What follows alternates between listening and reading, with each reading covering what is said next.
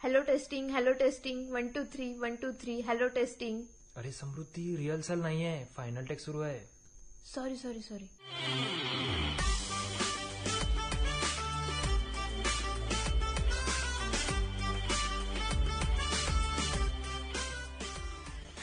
#AIR नेक्स्टच्या या पहिल्या show मध्ये मी मंगेश आणि मी समृद्धी आपणा सर्वांचं खूप खूप स्वागत करतो.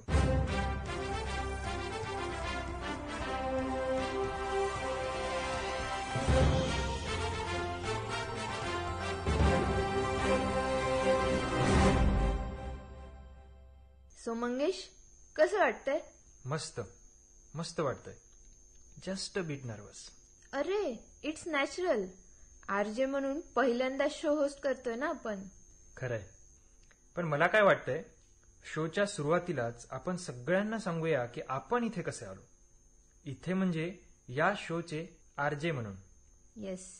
तर मित्रांनो, भारतीय स्वातंत्र्याचं हे अमृत महोत्सवी वर्ष आणि या निमित्तानं आकाशवाणीनं देशभरातल्या युवकांसाठी ही एक खास टॅलेंट हंट कॉम्पिटिशन सुरू केली आहे, जिचं नाव आहे #AIR नेक्स्ट. आणि या स्पर्धेतील विजेत्यांना आकाशवाणी संधी देणार आहे हा कार्यक्रम सादर करण्याची, जो आत्ता आम्ही करतो आहोत. तर मित्रांनो, वर्षभर वेगवेगळ्या कॅम्पसवर ही स्पर्धा होणार आहे. 15 नोव्हेंबरला कॉलेज ऑफ इंजिनिअरिंग पुणे इथल्या सभागृहात ही स्पर्धा झाली. वेगवेगळ्या विषयांवर आपले अनेक मित्र तिथं व्यक्त झाले. याची एक छोटीशी झलक खास तुमच्यासाठी.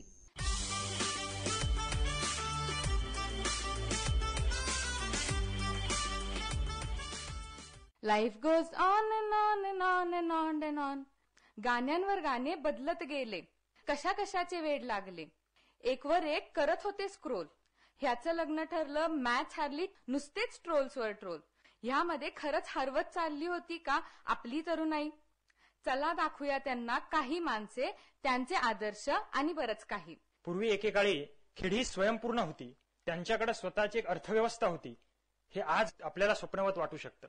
आणि इतके प्रगत होऊन सुद्धा आज खेड्यातली लोक इथं येऊन आपलं पोट भरण्यासाठी कारखानदारांची गुलामगिरीच करत आहेत. एका अर्थ नवी ती सक्षम भारतीय कन्या. अरे, अनादी काळापासूनच ती सक्षम होती आणि आहेच. निसर्गाचंच तिला वरदान दिलंय दिव्यत्वाचं. पण ती कधी भुरसटलेल्या विचारांमध्ये अडकली गेली, तर कधी स्त्री पुरुष समानतेच्या झगड्यात. शहरात मिळाली नोकरी, झालो खूप आनंदी. घरात पैका येईल, होईल संसाराची चांदी. इथे येऊन जाणवलं माणुसकीचा अभाव. आता बरं असं वाटतं गड्या, बरा आपला गाव. जिथं तिथं कॉन्क्रीटचे बंगले आणि गगनचुंबी मिनोरे. जेवढ्या उंच इमारती त्याहून उंच त्यांचे तोरे. साधे गावकरी आपले, भोळे त्यांचे स्वभाव. आता असं वाटतं गड्या, बरं आपलं गाव. यत्र नार्यस्तु पूज्यन्ते रमन्ते तत्र देवतः असं एकीकडे म्हणायचं आणि दुसरीकडे तिच्या मताला काडीची किंमत नाही द्यायची. आणि जेव्हा जेव्हा या विरोधात बोलण्याचा प्रयत्न केला त्याने, तेव्हा तिला अबला म्हणून हिणवण्यात आलंय. पण आजची ती एक नवी ती नाही थांबत समाजाच्या परवानगीसाठी. खमकी आहे ती स्वतःचे निर्णय स्वतः घेण्यासाठी. सक्षम आणि सबला ती. वह कहता था, वह सुनती थी, जारी था एक खेल कहने सुनने का. खेल में थी 2 पर्चियां, एक में लिखा था कहो, एक में लिखा था सुनो. अब यह नियति थी या महज संजोग, उसके हाथ लगी थी वही पर्ची जिस पर लिखा था सुनो. वह सुनती रही, उसने सुने आदेश, उसने सुने उपदेश. माझ्या स्वप्नातील भारत म्हटलं की स्वावलंबी, संपूर्ण दृष्टीने आत्मनिर्भर भारत माझ्या डोळ्यांसमोर उभा राहतो. ज्या राष्ट्राचे चारित्र्य संपन्न असते तेच राष्ट्र श्रीमंत असते. अगदी असाच असेल माझा चारित्र्य संपन्न व स्वावलंबी भारत. भारत ही सबसे बड़ा महान तीर्थ स्थान है और इस भारत में रहने वाले भी उतने ही महान और उतने ही अधिक भाग्यवान और गायन लायक है. पर आज इतना मूल्यवान होते हुए, संस्कृति होते हुए भी हम बहुत आगे बढ़ तो रहे हैं, पर उतना ही हम अपने संबंधों से दूर होते जा रहे हैं, अंदर की खुशियों से दूर होते जा रहे हैं.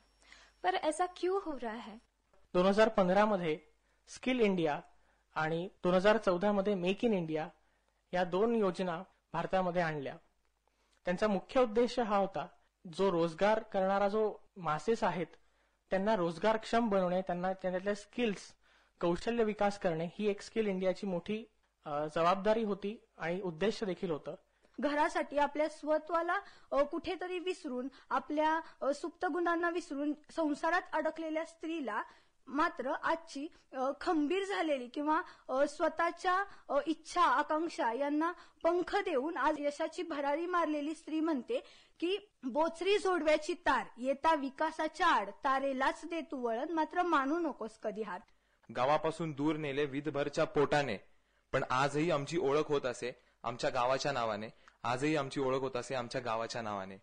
पण आज दुर्दैवाने जागतिकीकरणामुळे खेड्यातील जे परंपरागत व्यवसाय चालू होते, म्हणजे जे शेती असेल, अलुतेदार असतील, बलुतेदार असतील, त्यांच्या पुढील पिढ्या कुठेतरी शहरांमध्ये स्थलांतर करत आहेत.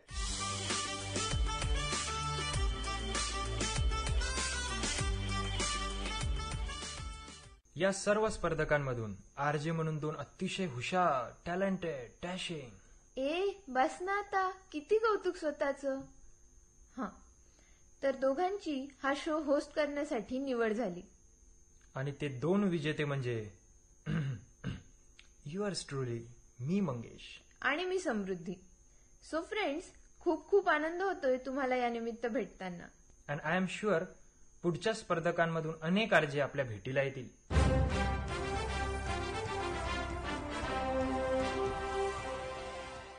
काय रे मंगेश, कुठल्या विचारात एवढा गुंग झालास? अगं, मघाशी आपण स्वातंत्र्याच्या अमृत महोत्सवाविषयी बोललो आणि माझ्या मनात विचार आला की आज आपली पिढी जे स्वातंत्र्य अनुभवते त्यामागे किती थोर देशभक्त, क्रांतिकारक, शहीदांचं योगदान आहे. खरंच रे, आणि आजची तरुणाई हे कधीच विसरणार नाहीये. आणि मंगेश, आपला भारत देश हा तरुणांचा देश म्हणून जगभर ओळखला जातो. यस समृद्धी. आणि तरुणाई म्हटलं की आठवते ते तंत्रज्ञान. यार, आजकालचं तंत्रज्ञान खरंच कसलं मस्त आहे ना. आपल्याला नेटवर नवनवीन काय काय पाहता येतंय, हवं तेव्हा ऑनलाईन खरेदी करता येते, कॅशलेस पेमेंट करता येते. आणि हो, गेले 1.5 वर्ष व्हर्च्युअल क्लासरूम्स मध्ये ऑनलाईनच शिकतोय ना आपण. बरोबर. आयुष्यच सोपं करून टाकलंय सगळं. माझं तर नाही बुवा. हो, असं झालंय तरी काय? अगं म्हणजे बघ ना, आजीच्या गुड मॉर्निंगच्या मेसेजला जेवणाच्या ताटाचा फोटो टाकून रिप्लाय द्यावा लागतो. का रे? मेसवर नीट जेवतोय हे कळायला नको का? तर काल विसरलो फोटो टाकायला, म्हणून मित्राच्या ताटाचा फोटो काढून टाकला. बरं काय बरं, 2च पोळ्या घेतल्या त्यांनी. फोन करून जाम झापला आजीने मला.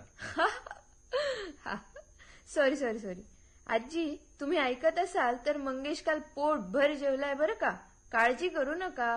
हो, पोटभर जेवतोय, धष्टपुष्टही होतोय, इतका की त्या गोष्टीतल्या सारखी भोपळ्याची गरजच पडणार नाही मला. पानसट होता, खूप पानसट होता. ओके. पण मला काय वाटतं माहितीये का, तंत्रज्ञान अजून काय काय करू शकतं ते आपण आजींना सांगितलं पाहिजे. विज्ञान तंत्रज्ञानात आपण इतकी प्रगती केलीये की देशाचा अक्षरशः कायापालट झालाय. छोटी छोटी गावं देखील सोलारच्या प्रकाशात उजळून निघालीत.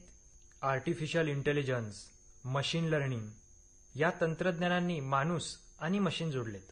आपल्यासारख्या तरुणांचं किती मोठं योगदान आहे या वाटचालीत. आणि अजून काय भारी आहे सांगू का, तंत्रज्ञान, व्यापार आणि out of the box thinking यांची सांगड. म्हणजे स्टार्टअप्स आणि त्यांना सगळ्या स्तरांवरून मिळणारा मोठा पाठिंबा. मी ऐकलंय याबद्दल. स्टार्टअप्स, व्यवसाय, make in India, skill India. हो ना, मेक इन इंडिया हा भारत सरकारचा एक कार्यक्रम आहे. यामध्ये नवनवीन संकल्पनांना व्यवसायाचं रूप देण्यासाठी प्रोत्साहन दिलं जातं. बौद्धिक मालकी हक्कांच्या संरक्षणाची हमी मिळते आणि व्यवसायासाठी संसाधनं, पायाभूत सुविधा, प्रशिक्षण हे सारं उपलब्ध करून दिलं जातं. भारत सरकारचा हा कार्यक्रम सन 2014 मध्ये चालू झाला आणि आज स्वातंत्र्याच्या अमृत महोत्सवी वर्षामध्ये ही योजना खरोखरच यशस्वी आहे असं जाणवतंय. कारण आपल्या अनेक जिगरबाज मित्रांनी या योजनेचा पुरेपूर फायदा घेतलाय. ही उत्साह आणि जिद्दीची गोष्ट ऐकून मला ना एक मस्त गाणं आठवतंय. ऐकवते तुला आणि आपल्या सर्व मित्रांना.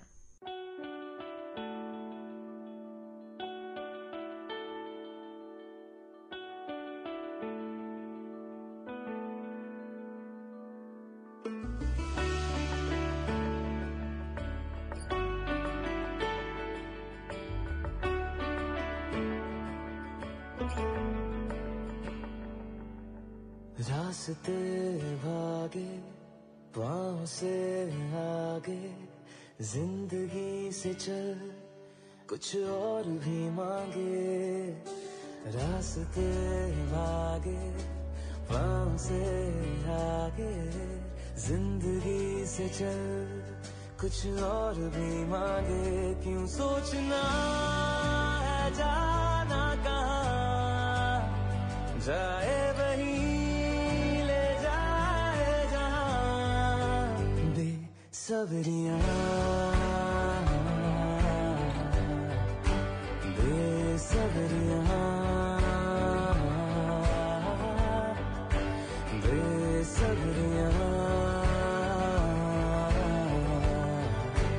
बेसब्रियाँ।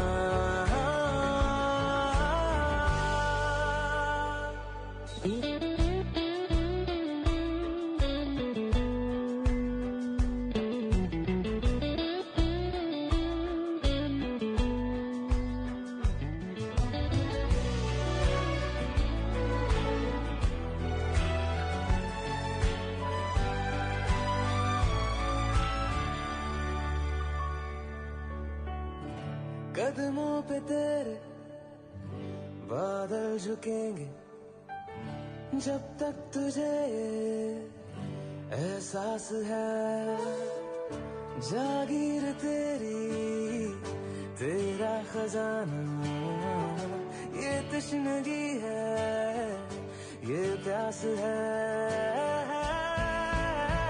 क्यों रोकना अब ये कारवां, जाए वही ले जाए जहाँ। बेसब्रियाँ बेसब्रियाँ।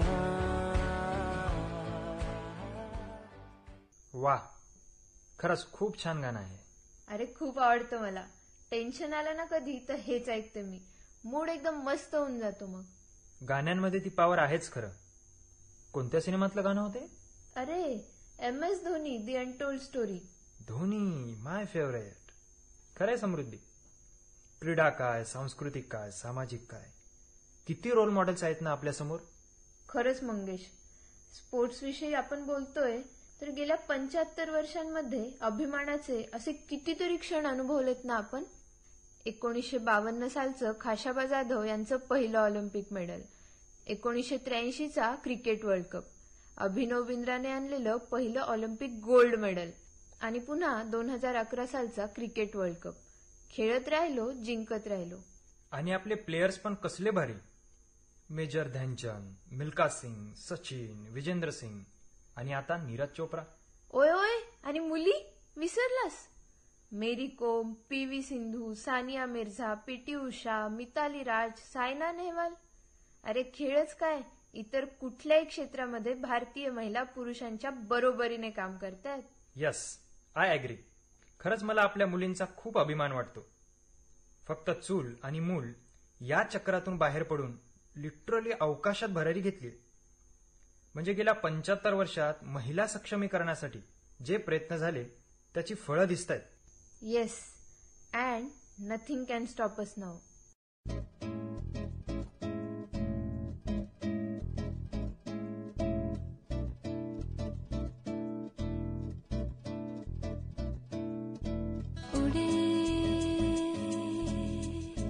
खुले आसमां में ख्वाबों के परिंदे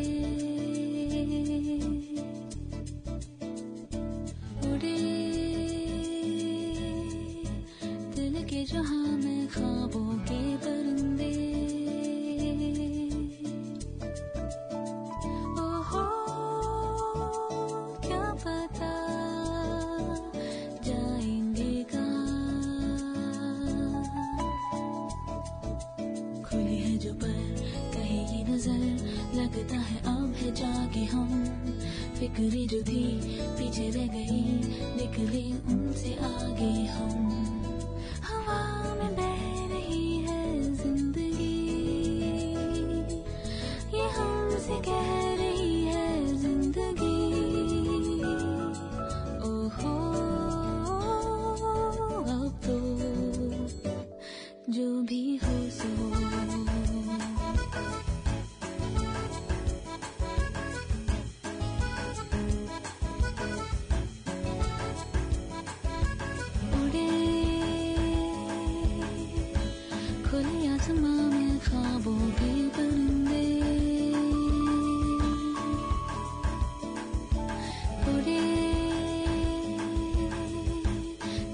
जहां मैं ख्वाबों के परिंदे।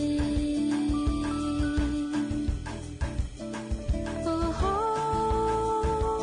क्या पता जाएंगे कहाँ। किसी ने छुआ तो ही हुआ, फिरते हैं महकी महकी हम। हुई है गई बातें नहीं, जब है ऐसे बहके हम। हुआ है यूं कि दिल पिघल गए, बस एक पल में हम बदल गए। ओहो अब तो जो भी हो सो हो।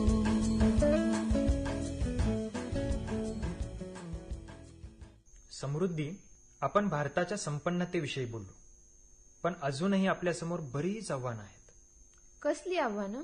म्हणजे बघ, शरीराचा एखादा अवयव जर इतर अवयवांपेक्षा अशक्त कमकुवत राहिला तर ते अपंगत्व असतं. अगदी तसंच आपल्या देशातला समाजातला एखादा घटक जर मागे राहिला तर ते आपल्या प्रगतीला घातक ठरू शकतं. हो रे, बरोबर आहे. आधुनिकतेच्या मागे धावताना आपण आपल्या खेड्यांना विसरून नको जायला. आत्ताच पहा ना, रोजगारासाठी खेड्यातले तरुण शहराकडे धाव घेतात आणि इकडे खेडी ओस पडत चालली आहेत. एक्झॅक्टली. असं म्हटलं जातं की भारतीय जीवन पद्धतीचं खरं दर्शन गावखेड्यांमध्येच होतं. इथे आपण जर make in India, skill India यांचा आधार घेतला तर अरे, मग तर या तरुणांना गावातच रोजगार मिळेल आणि गावखेडी पुन्हा बहरायला लागतील. याच थीमवरती मला एक गाणं सुचतंय. चलो सुनते हैं.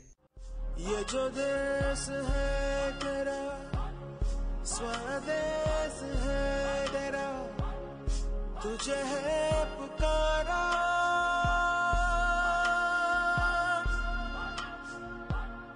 ये वो बंधन है जो कभी टूट नहीं सकता.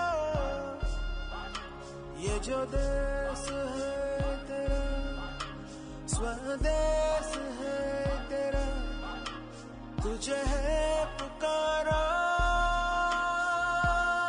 ये वो बंधन है जो कभी टूट नहीं सकता.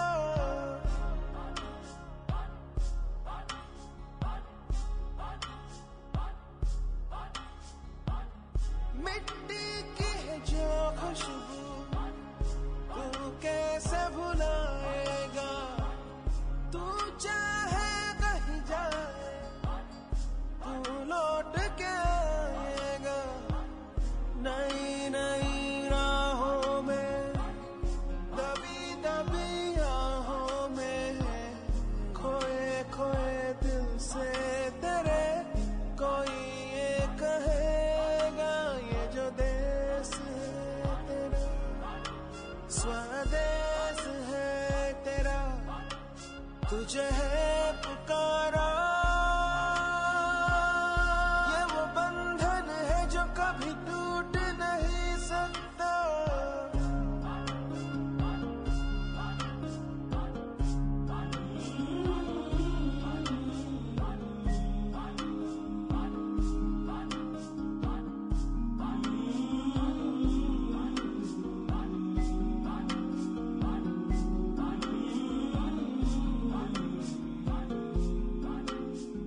तुझसे जिंदगी है ये कह रहे, सब तो पा लिया, अब है क्या कमी.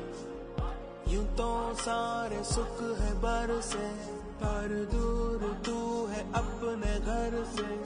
आ लौट चल तू अब दीवाने, जहाँ कोई तो तुझे अपना माने.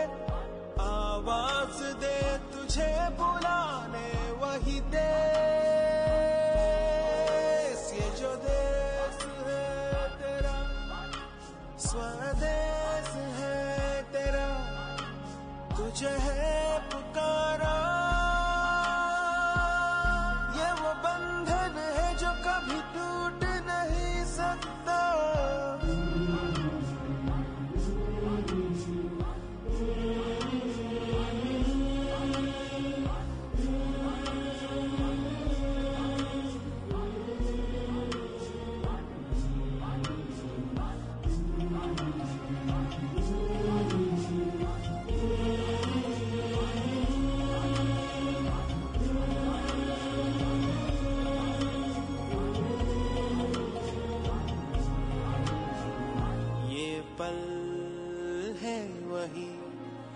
जिसमें है चुपी पूरी एक सदी सारी जिंदगी।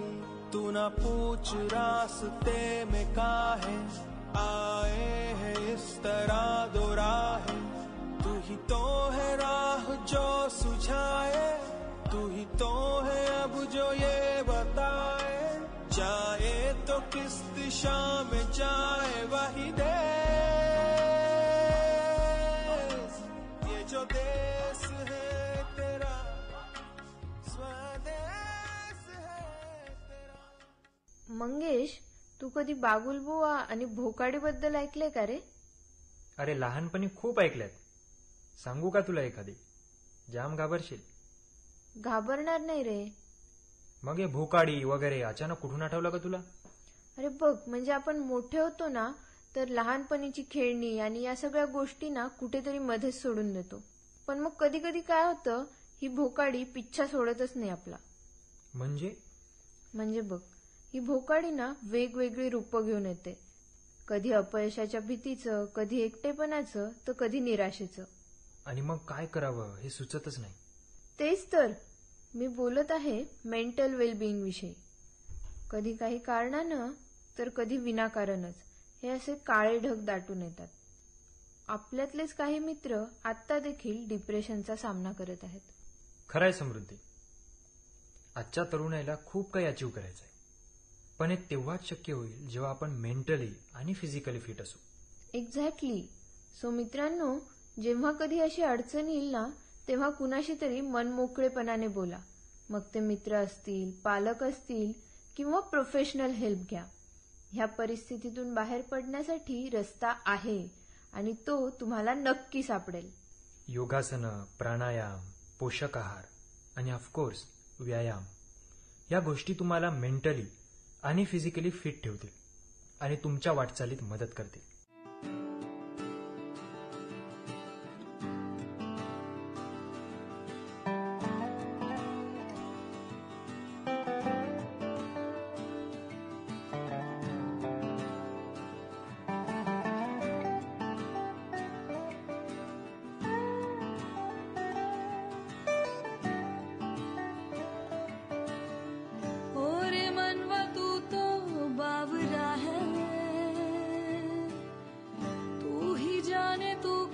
सोचता है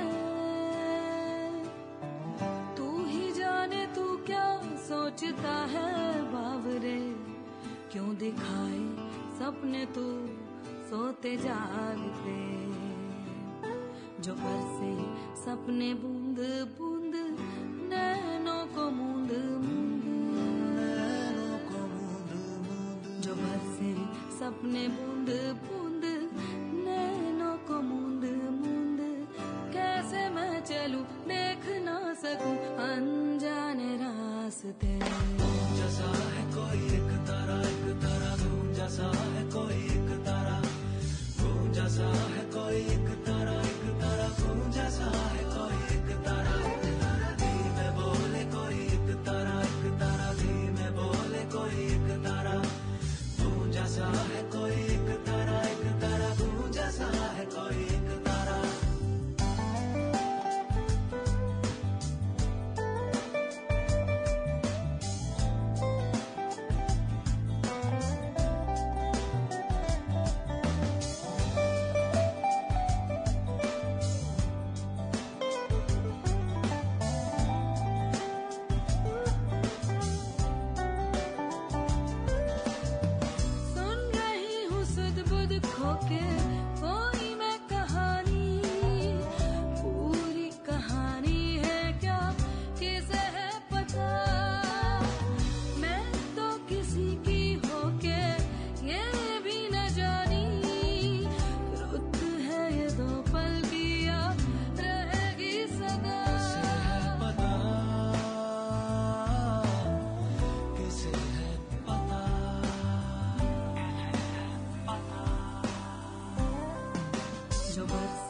सपने बूंद बूंद नैनों को मूंद मूंद जो बरसे सपने बूंद बूंद नैनों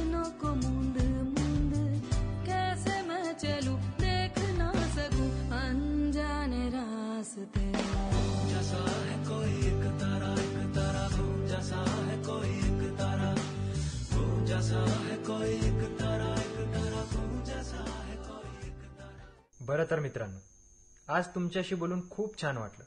तुम्हाला आजचा हा कार्यक्रम कसा वाटला हे जाणून घ्यायची आम्हाला खूप उत्सुकता आहे. तेव्हा जरूर कळवा. आमचा ईमेल आयडी आहे akashvaniPune@gmail.com. आणि हो, आजचा #AIRnext ही आकाशवाणी पुणे केंद्राची निर्मिती आहे. फिर मिलते हैं. तोपर्यंत नमस्कार.